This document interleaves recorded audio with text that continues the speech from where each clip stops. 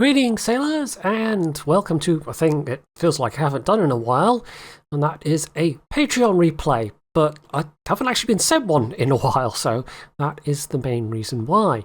This is long-time supporter Andy CX in the Grosser Kurfürst, which of course is no longer the tier 10 tech tree ship, but is still, I think, reasonably popular. There's a lot of people that got used to playing this thing at tier 10, and of course if you had it before, you still have it now. It's just not a tech tree ship anymore. It's, was it a coal ship they put it in as? I can't remember. They replaced it, so you can still get it. It's just, you know, not on the tech tree anymore. But it's still the same GK it ever was, pretty much. It's big and rather, how is that usually put it? Blubbery. It can soak up quite a lot of damage.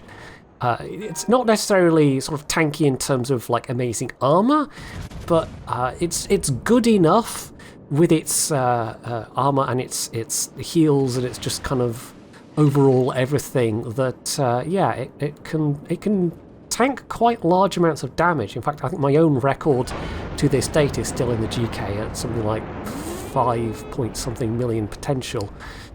So we're here on Crash Zone Alpha. It's a domination game, and it is the 4-cap split rather than the 3-cap split, which I think I honestly prefer on this map.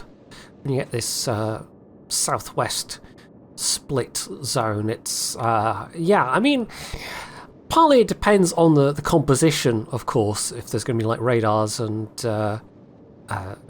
CVs and whatever spotting you, or subs these days as well, of course. But yeah, if you're not in a destroy, if you're not in a sneaky thing and trying to contest that middle zone and maybe torp into the cap, then it can be an awkward place. And well, we know there's an enemy destroyer there because there's a bunch of torpedoes just went past, but there's no allied destroyer providing any screening, so this is all the more awkward. Potentially their CV could give them some spotting, but for the time being they are concentrating on the northern cap instead. So they've gotten the mid cap, and with this starting cap that means they've now got 2 of the 4, so they are accumulating some points, which is nice. They've already got 2 kills, that's also quite nice. And well, Andy is actually rather than pushing ahead when, yes, we know there is a destroyer there, we know which one it is now as well, he's actually making a bit of a turn here. He's manoeuvring. Fortunately for him, and unfortunately for the Hindenburg, they are sucking up all the attention, and that means Andy's been pretty unmolested during this turn, which, even in something with the total back armor of the Germans, can still be unpleasant in terms of damage taken. But because that Hindi was there, yeah, they've pretty much just been ignoring him. So first good salvo of the game, although he's, you know, arguably that salvo against the destroyer early on, which was like 6 point something K damage, which is pretty good with battleship guns against a destroyer and you're not firing high explosive. But yeah, there he managed to get a citadel on that Siegfried, who themselves was trying to turn, and they're now looking a bit worse for wear and trying to disappear. But there's a destroyer up there. There's a destroyer that's pushed through the B cap, so that's probably not going to happen, and Andy can take advantage of that. Of course, that Z-44 was being spotted by planes and clearly not in their smoke, so they've just been detonated. In fact, it was a Nevsky that got them, so maybe they were even being radared. Maybe they were in smoke. Can't really see from here. Now, Andy, instead of turning back towards the north, he's done something that I don't think I necessarily would do, but it's going to work out for him in that there are still enemy ships to shoot at. He's actually turned south, and he's now got some cover from these islands, but he's also not really got anyone spotting for him, so he's having to sort of rely on things being spotted at longer ranges when they're firing, such as those 2 ships on the 1 line. And to be fair to Andy, you know, those are a pair of high health ships. One of them's a tier 10 cruiser, so you know, he's got the potential to get a fair number of hit points off the enemy team, and maybe even get these 2 as kills. And of course, this being a GK, well, even if you have absolutely no secondary spec whatsoever, the secondaries are still decent, but I'm pretty sure he's got some secondary captain skills on this, because in a German battleship, I mean, you kind of might as well. So there we go, the secondaries opening up. It is manual secondaries, and I don't know if he's got quite max range, but that's still over 11 kilometers that his secondaries are opening up. Now, it's arguable that maybe he should have gone north, you know, in hindsight, in retrospect. I know how this battle is going to go, of course, how it's going to shake out. But for now, you know, sort of going into it blind, as Andy obviously was, this was all happening as it was happening, I don't think this was necessarily a bad call, because it eliminates these two ships that otherwise might have been firing from the flank, and it is also protecting I think that's the A cap, or is that the D cap? I can't really see on the squash down. I think that's the, or is it the B cap? I honestly can't tell. The preview window is too small, but that southernmost cap that they have anyway. And of course, it doesn't necessarily help if a destroyer decides to go for it, but the destroyer is doing other things at the moment. There's actually another GK that is in the middle there and has just killed something. I think it was a cruiser or something. But they're also getting the attention of the Conqueror, the other Nevsky, and yeah, they just got torped by the Siegfried. I think it was the Siegfried that they killed. Meanwhile, Andy himself has killed the Bismarck and now has to worry about the Nevsky having torpedoes. He could be using his hydro here, and I'm not sure why he wasn't, but I think he is outside of Nevsky's torp range at the moment. It's, what, 8-9 kilometers on the Nevsky? I honestly can't remember. I do have it, I just haven't played it very much. So he's keeping his distance a bit, and obviously trying to stay close enough to get his secondaries to work over. But here he starts to turn away rather than go in pursuit of the Nevsky, who's clearly trying to disengage. And I mean, yes, the Nevsky is pelting him with HE, but Andy's, you know, doing the same thing with his secondaries, and of course his main battery is rather more powerful than the Nevsky. And as long as he doesn't run into torpedoes, which he has got the hydro to help with, then I think he could quite safely have pursued the Nevsky. But as it is, I think he's just starting to have that thought now, but it's a bit late because there's an island in the way, and this thing doesn't exactly turn very well, so that Nevsky is going to get away. And I think that's Andy's big mistake for this battle, but I don't know if it ultimately would really have changed how this is going to otherwise go. Now, you'll have noticed, maybe, that a lot of Andy's teammates have seemed to have died relatively quickly. They're now down to 3 versus 6. Not totally unwinnable, but if it would sort of depend on how damaged those 6 were. They do still have 2 caps, but the enemy's now got 2 caps as well. And of course, with that error we can say that Andy has made, it has cost him something like a minute and 20 seconds to basically do all that manoeuvring and get back into a position where he can actually fire at stuff. Meanwhile, that Nevsky has been able to actually have a heal.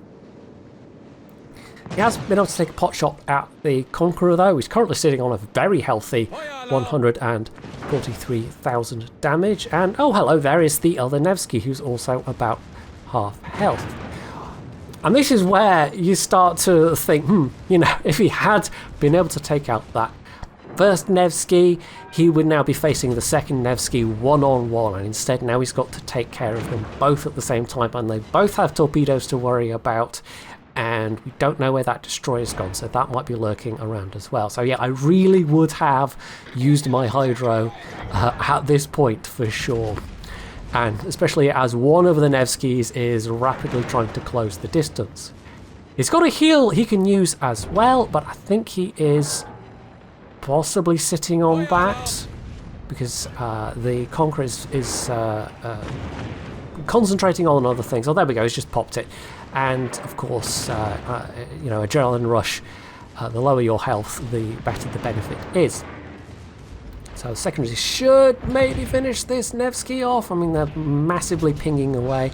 I think he's got Lutyens on this. I mean, we saw a thing pop up earlier about secondary rate of fire increasing, and I'm pretty sure that's a Lutyens skill. And it is indeed his secondaries that finish the Nevsky off. That second Nevsky, very broadside, pays quite heavily for it. But unfortunately, you know, Andy's lost a bunch of health himself in the meantime, and now the carrier is starting to come for him. It's only a tier 8 carrier, but with all of the hits he's taken, I am absolutely certain his AA is not performing at peak efficiency right now. More importantly, the enemy carrier still being in play, and their own unfortunately having sunk, means that there is very little chance of Andy now being able to cap. And there's 6 minutes left in this. If they could get this cap back and maybe kill that Conqueror, Andy might have a chance of, well, it would still be tricky, but he might still have a chance. The enemy destroyer has actually gone north to get that cap, so they've got 3 of 4 caps now. And yeah, that's a bit of a problem. And this other Nevsky, well, it really would have been nice if they died earlier, but as it is, Andy now has to deal with them. And oh yes, hello, here come the planes as well. Now the Nevsky is well within secondary range. Andy does have his Hydro going at this point, and that is going to be very, very useful, as you see, because there's the Nevsky Torps, which I think I remember correctly run out of range. It would be very bad if they didn't run out of range. The GK is not the most manoeuvrable ship in the world, and yeah, he doesn't have a lot of health left either. I kind of wish we could see what was going on with the Conqueror and the surviving Dmitry Donskoy. The Donskoy basically sort of ended up scraping the border, and I'm sure the Conqueror is firing at least some HE. I don't know, maybe they were firing AP, maybe that's why the Donskoy is somehow still alive and is actually somehow, to some extent, holding their own, but we can't really quite see. I mean, there we go, we just got a glimpse and the Conqueror's still at half health. We don't know what health the Donskoy is on right now. So, yeah. Andy, unfortunately, forced out the cap, but I think he probably would have gotten reset before he could manage to get it again anyway. And now that we know that the Destroyer is there as well, they actually, between them, kill the Donskoy. But still, that Donskoy took a surprisingly long time to kill. And yeah, there we go, the carrier getting the resets. So over 200k damage done. I think this was overall, I mean, it was a decent GK game. It was disappointing that it ended how it did. And I think Andy did make that one big mistake there. But of course, it's really unusual that you can lay the blame on one particular player. I mean, occasionally you get scenarios where actually it is one particular person's fault. But generally speaking, things have to have gone a bit wrong up till that point. So as we can see, yeah, there were some players on the team that, I mean, the Prince Rupert, who knows what happened to them. Their own destroyers didn't do all that well. So, yeah, despite both Andy and that Donskoy having really high scores and actually it being really quite close, it would have, I think, even if Andy hadn't made the mistake he did and managed to get himself stuck on the island and ended up wasting a minute and letting the Donskoy get away for longer, I think it still would have been a very, very tricky situation to actually win without some of his other teammates doing a bit better. So that is it for that quite high secondary damage GK game. I don't know if you noticed quite how much of the damage was from secondaries. It wasn't so much the fires, it was just the sheer raw secondary firepower. And having said what I said at the start about the ship being quite tanky as well, over 2 million potential damage also. So yeah, GK, it can still do GK things, clearly. Anyway, hopefully you have enjoyed this replay, and if you have, you can do all the usual things down underneath it. You can check out my Patreon page if you feel like supporting what I do, and of course, as always, stay tuned for more.